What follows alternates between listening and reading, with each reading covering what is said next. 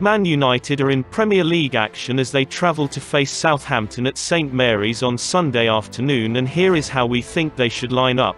Manchester United will be looking to keep their winning run going when they make the trip to face Southampton in the Premier League fixture on Sunday afternoon. Ole Gunnar Solskjaer's side have won their last 3 matches across all competitions, and no another good performance is needed against the side who start the weekend in 5th place. Southampton are unbeaten in their last 7 Premier League games, with only Tottenham on a longer current run in the competition. Saints last went longer without defeat between September to November 2013 under Mauricio Pochettino. 8. In terms of early team news, Paul Pogba and Scott McTominay are both unlikely to play, but Marcus Rashford, Aaron Wan-Bissaka and Victor Lindelof should be fit. Here is how our United writers think they should line up. Southampton have been one of Solskjaer's toughest opponents as United manager, are intense and 5th in the Premier League, but they are still Southampton, and the United front 6 in midweek consisted of internationals from Brazil, Uruguay, Portugal, Holland, England and France. Solskjaer has a fine line to tread between overestimating and underestimating Southampton. If McTominay was fit, he would have been the more balanced pick for the front 6, but, seeing as he appears to be out, Van der Beek has to continue even if the midfield looks a little loose.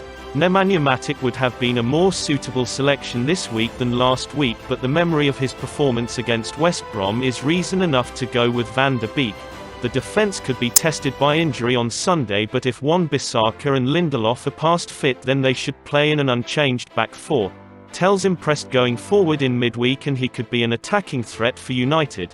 It's a risk playing Van der Beek and Fred together in midfield against better opponents, but it's one worth taking for United at St Mary's. This isn't the highest level of opposition United will face this week, and they should focus on creating chances here, rather than trying to stop the opposition, which means a first Premier League start for Van der Beek. The front 3 combined well against Istanbul Başakşehir, and they deserve to reprise their roles again. Rashford isn't ideal from the right, but he was good enough in midweek to give it another go, while Cavani deserves to keep his place. United have enjoyed the rare luxury of a day off this week, and it means Solskjaer has little excuse but to play his strongest side. Even with PSG closing in on the horizon, the back 5 should remain unchanged, with no real contenders to shake up the balance which has been established over the past week, while the same should go in midfield. Solskjaer might well be tempted to solidify his side with the inclusion of Matic from the off, but Van der Beek and Fred need to be given a chance to prove their worth in a midfield axis.